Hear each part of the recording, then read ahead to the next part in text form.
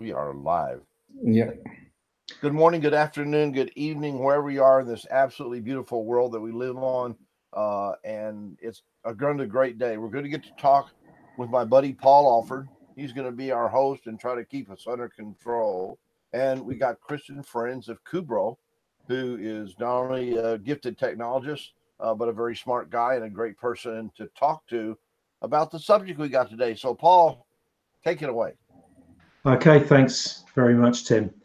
Okay, so there's a growing complexity of networking inside the data center, and with the fact that large organizations are often locating their data centers in co-location data centers where they perhaps don't have ready access, there's a possibility of losing visibility to network traffic.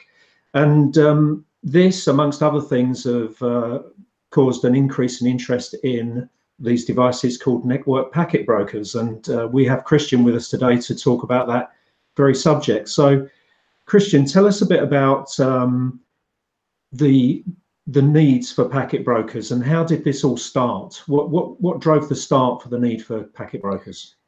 At the beginning of packet brokers is really just a while ago, and it starts with aggregation. So the first packet brokers are purely aggregators, and it's really to save cost for monitoring devices. So we have 10 links to monitor, and so in the old days you need 10 NIC cards or so, and then you use an aggregator to reduce cost on the monitoring tools. But this was the last 5 years the common application to do mostly aggregating, and then you came up with the features to some filtered traffic, and this is basically drop traffic what you're not interested in to reduce the load of the tools. I mean, this was I think the last 5, 6, 7 years this was mainly 100% of the application.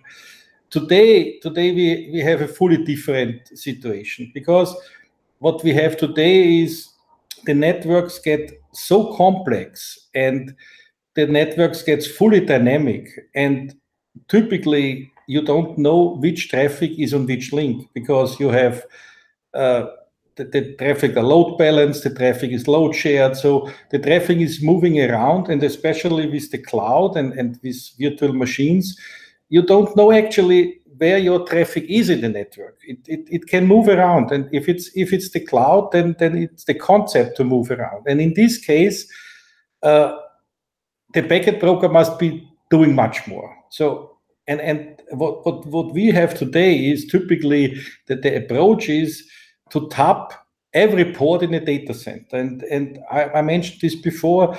We're working currently on projects with 1,000 links, 100 gig links to tap, yeah, and everybody would say, okay, how stupid is this? But it's the only way to get your traffic, because the traffic is moving around on these links. So the only way is actually to capture every link, sometimes in every stage. It's not only on the core router links, it's also on the connection on the top of the rack connection. It depends on the situation, but sometimes this is also needed.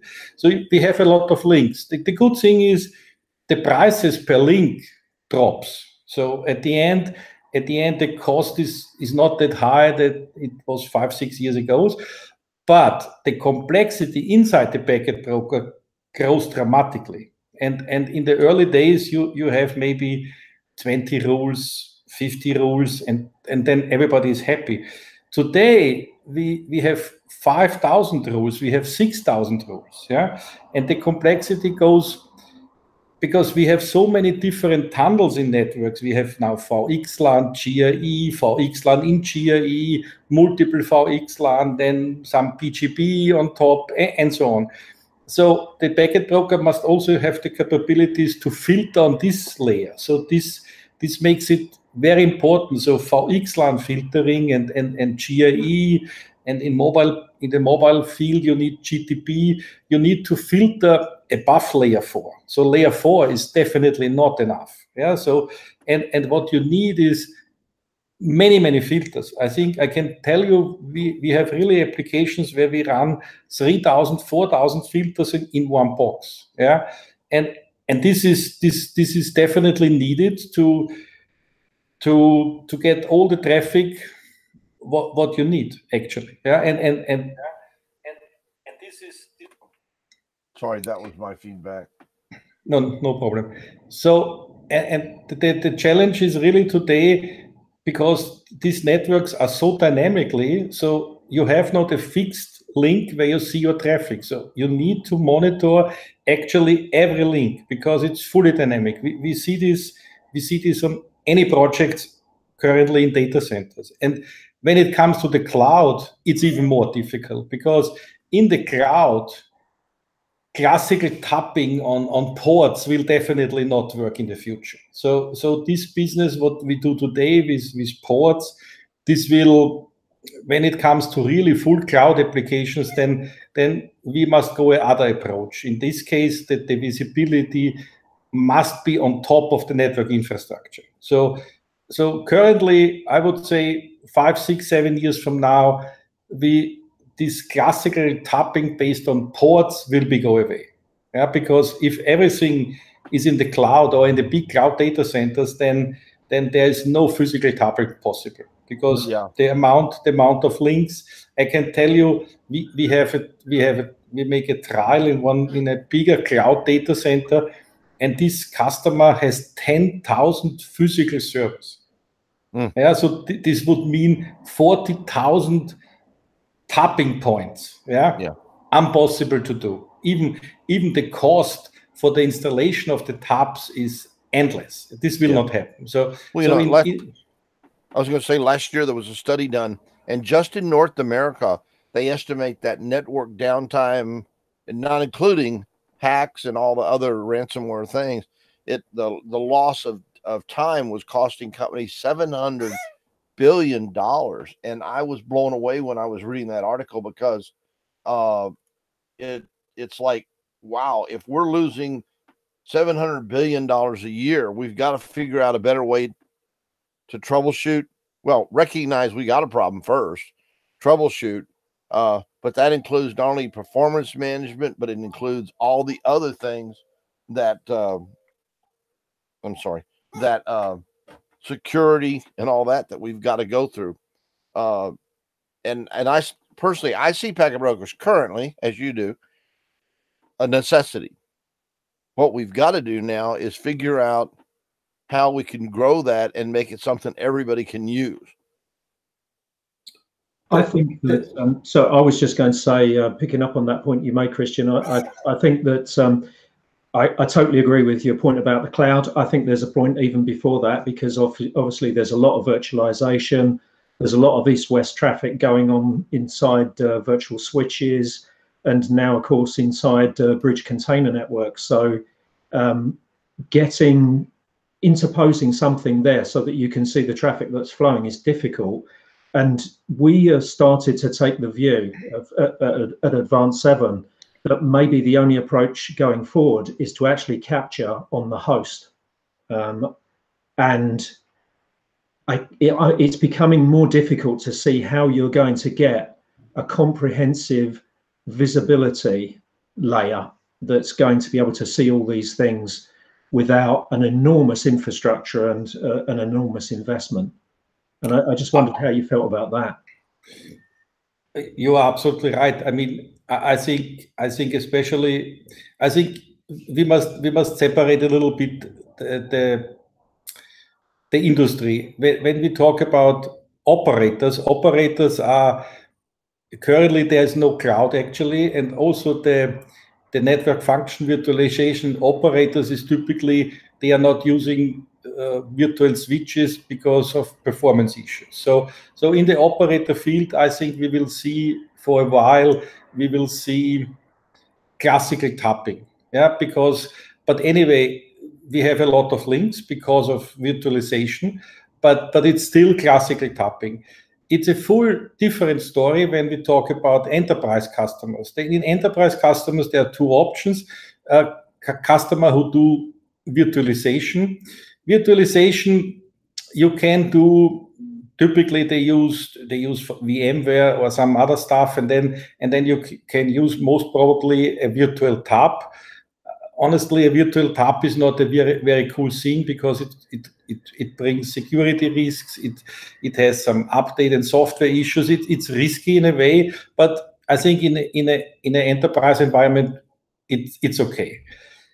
But when you go really to the cloud, and it doesn't matter, is it the public cloud or is it your private cloud? When you have really cloud applications, then also virtual tapping is not an option, because you cannot follow.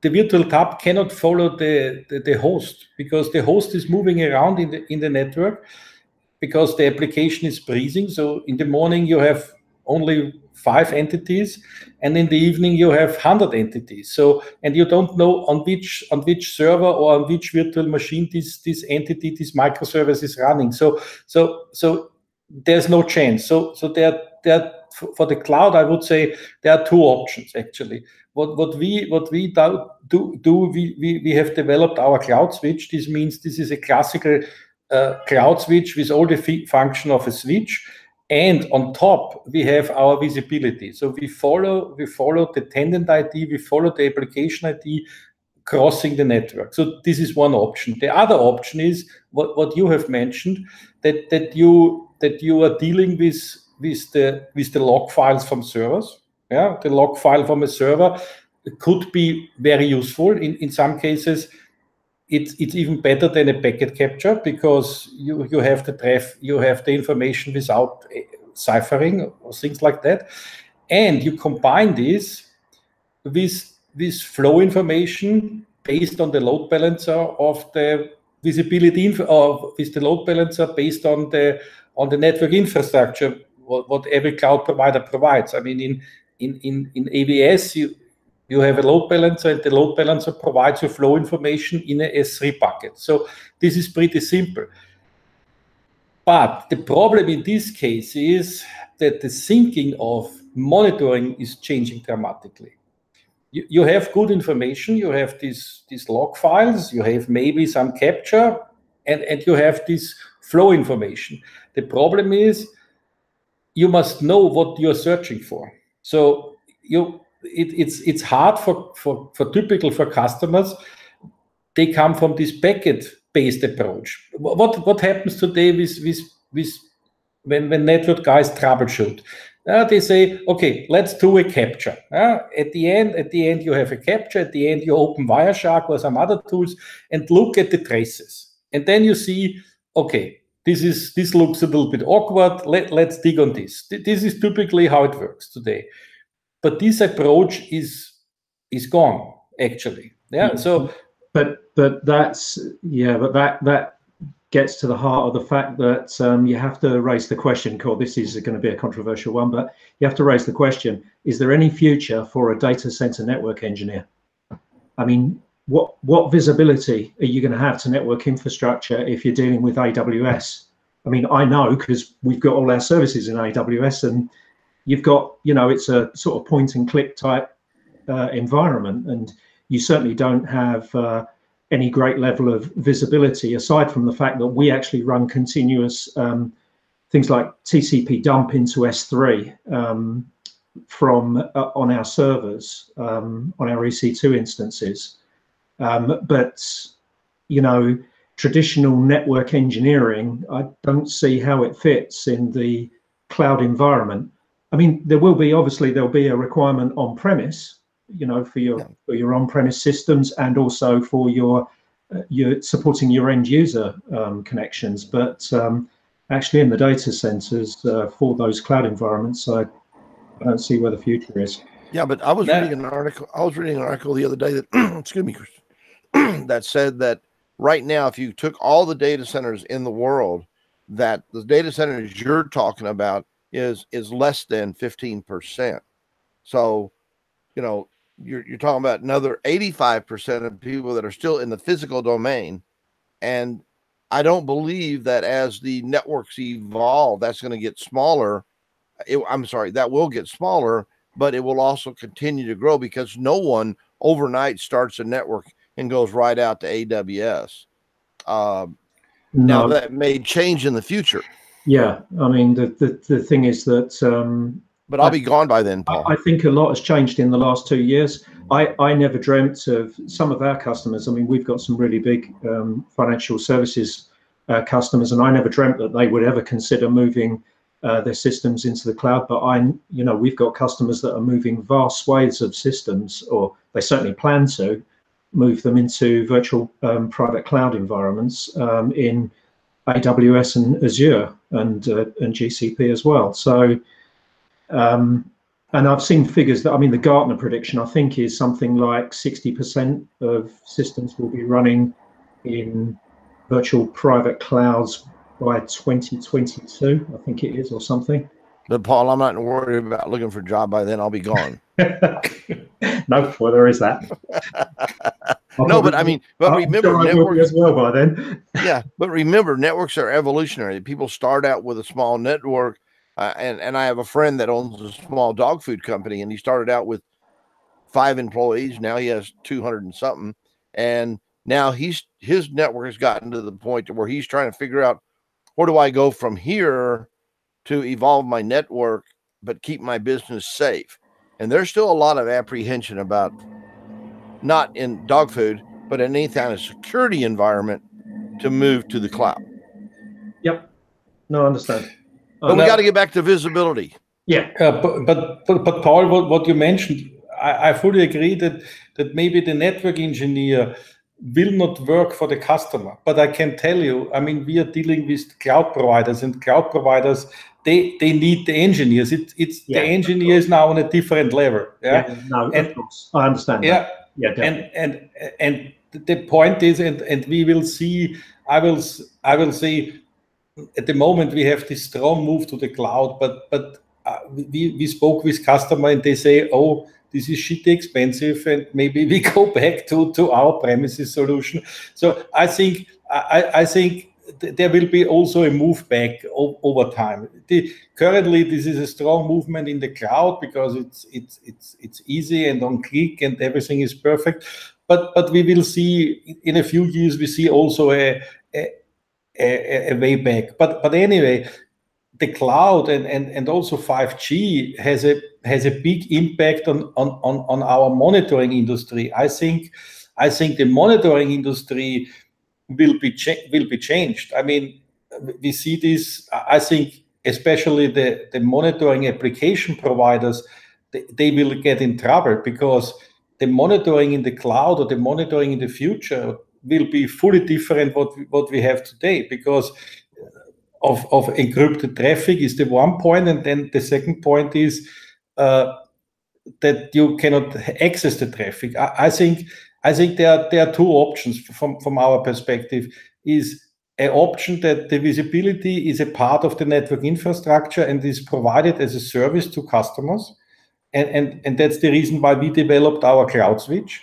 And the other thing is you use log files, and you deal with the information what you get out from the virtual infrastructure. Yeah? Yeah. I think this approach, virtual tapping, and then I send traffic over virtual switches to some virtual packet brokers, this is a joke. Yeah. So this costs endless amount of resources, and the performance is very bad. And everybody who is dealing with cloud information and dealing with cloud infrastructure knows, okay, this is not the way what we are doing, because it contradicts the security reason. Then you have a device which have access to all the links.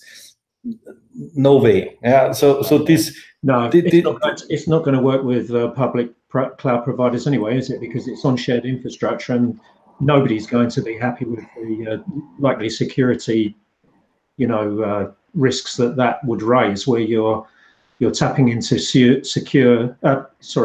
network infrastructure. That won't be popular at all. So what I can tell you, what we have tested with a big cloud provider with these 10,000 servers, we deployed 500 of our cloud switches there, and we follow the application, and the cloud provider gives their customer a kind of pocket with the traffic they want to monitor. So the cloud provider makes the tapping, makes the aggregation, and gives the customer, when you call it, PCAP dumps, actually. Yeah. Oh, wow. And this is a part of the network infrastructure.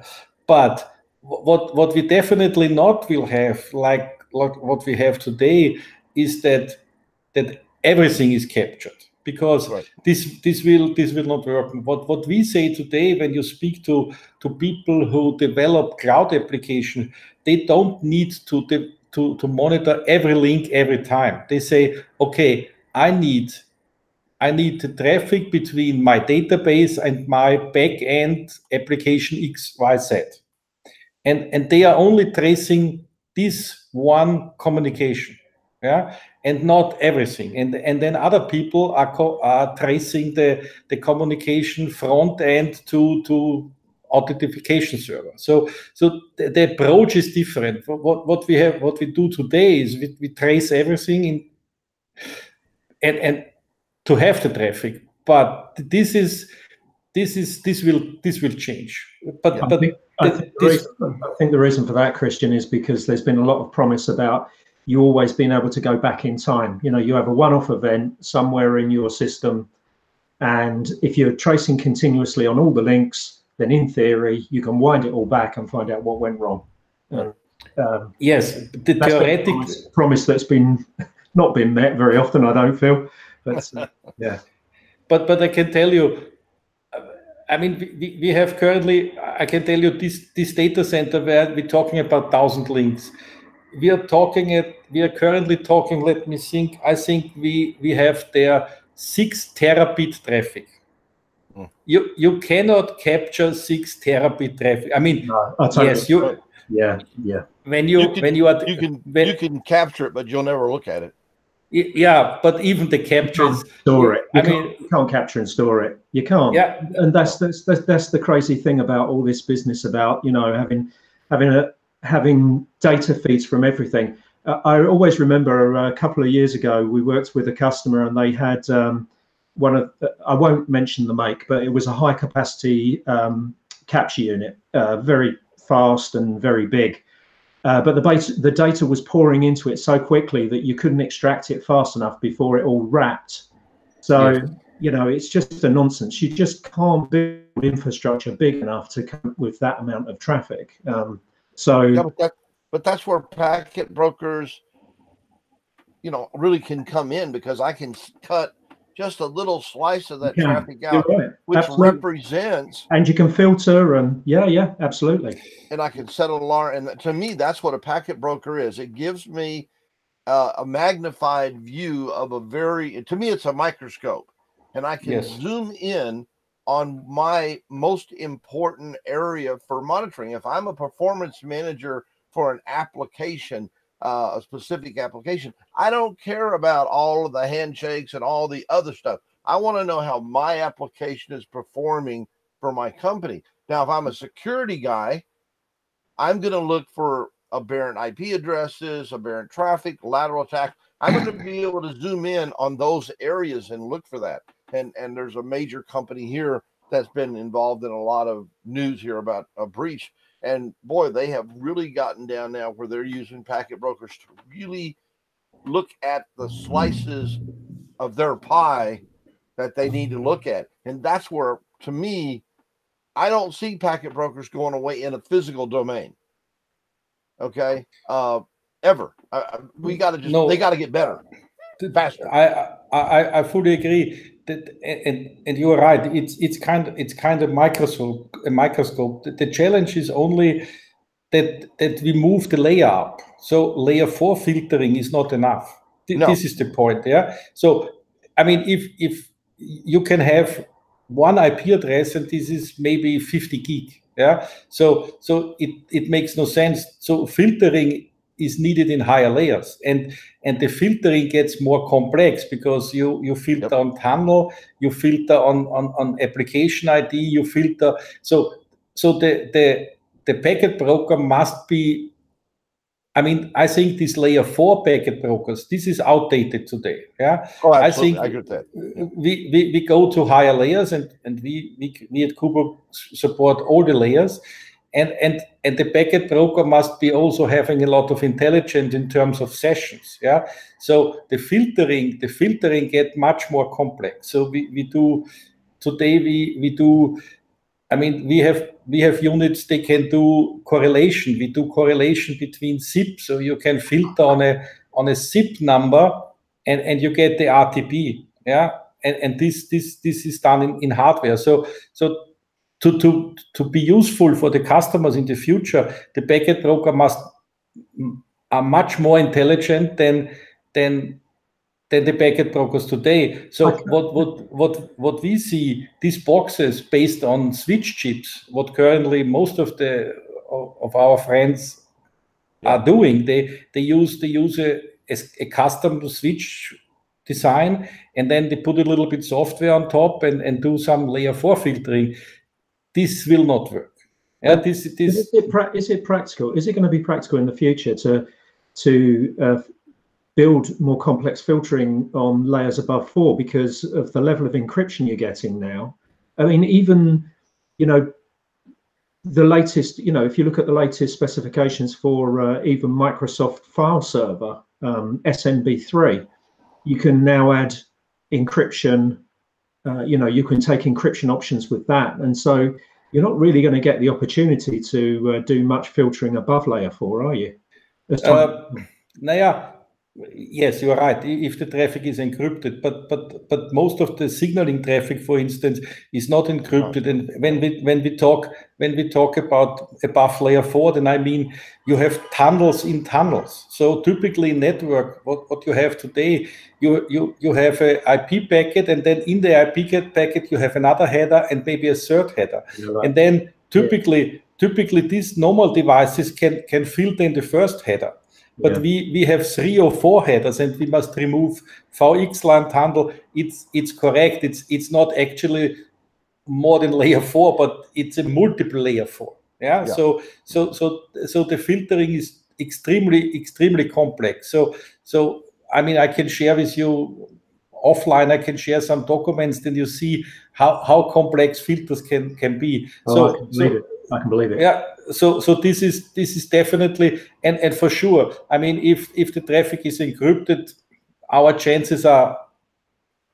I would not say it's not possible, but it's even more complex. But for most customers, we talk multiple tunnels, and then, I mean, you must consider you have load shared environment, and then you have multiple 100 gig links, and the traffic is spread not over one link, it's spread over 5-6 links, and then you have different VLANs and different VX LANs, and then this is dynamically. So I can tell you, we have solutions where we had to read NATing table and routing table out of core routers to get the information on both sides of the router. Yeah, so the network packet broker is now more a kind of probe, because we're reading metadata from devices to do filtering. So we adapt our filters based on metadata of network equipment. So this is,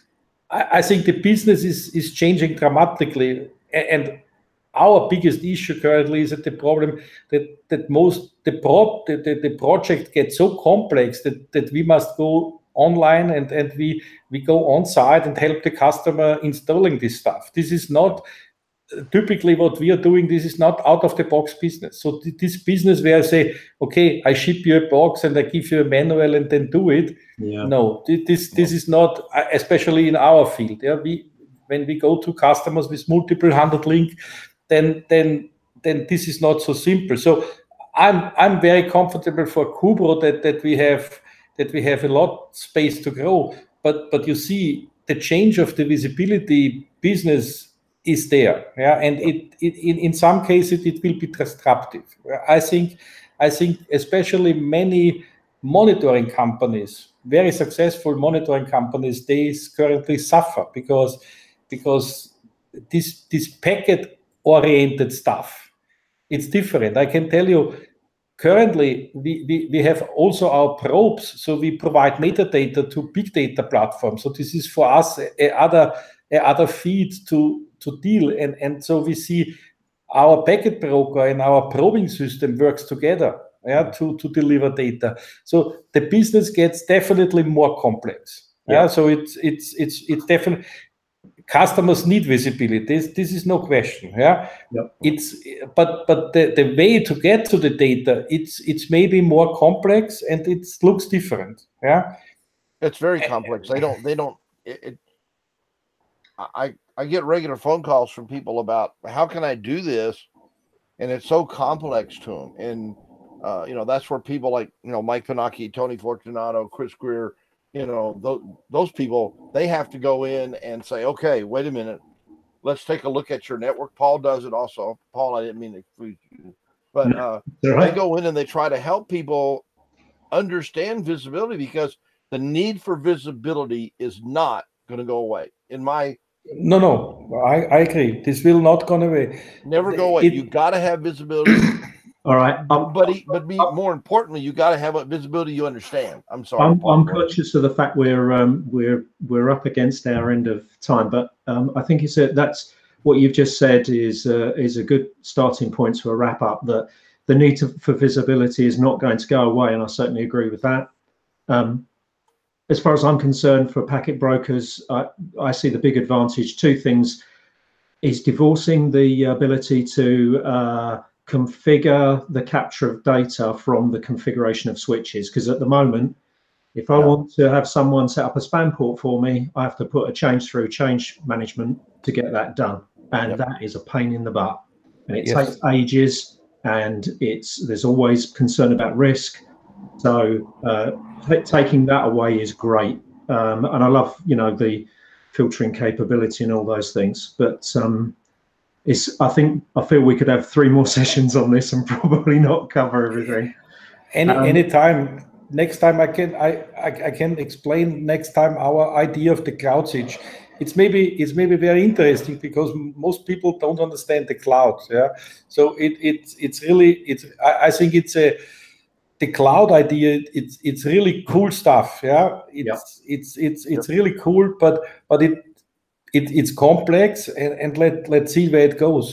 So that's the reason why we do this cloud switch. I think the visibility will be there, as Tim mentioned, forever. I think the only way is the data source of the visibility will be different. It will be not packets only. It will be log files. It will be metadata. It will be capture parts. And you will have infrastructure information, and to combine this, it's a different approach. But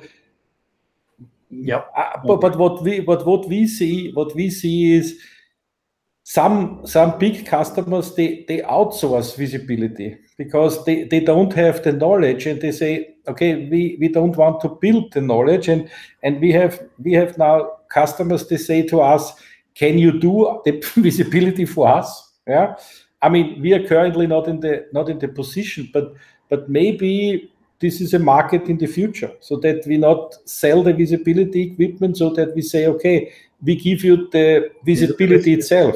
Yes. Visibility as a service. Yes. Yeah. And I think that answers Paul's earlier question. Will network engineers go away? No, but will they have to evolve, and their knowledge base have to evolve? Definitely. Absolutely. Yeah. So and so I'm gonna real quick, Christian, thank you for being on here. Great conversation. Welcome, guys. And we'll get together and figure out another time to get together. Paul, and I want to wish everybody out there domestically happy Thanksgiving coming up. I hope everybody has a wonderful, safe, and happy holiday season. It's a time to reflect on who you are and how nice you can be. Don't honk your horn as much, and shake your fist. Have a beautiful, I hope we have another Love My Tool TV session soon. Just everybody let you know, we're going to have a new website starting in January. We have several URLs that will be attached to Love My Tool.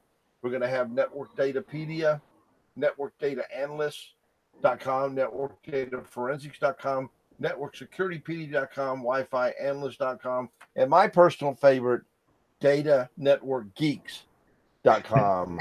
Okay. And we're going to really start spreading out. We want to hear from our readers and listeners. So you can reach Paul or me, or and I'm really proud to announce that Paul and Tony and Chris and Paul Smith are all going to be with us forever, right, forever. Paul? Until I die. Yep. All right. Okay. Christian, thank you again. See you, folks. See you. Thanks. God bless everybody. Be safe out there.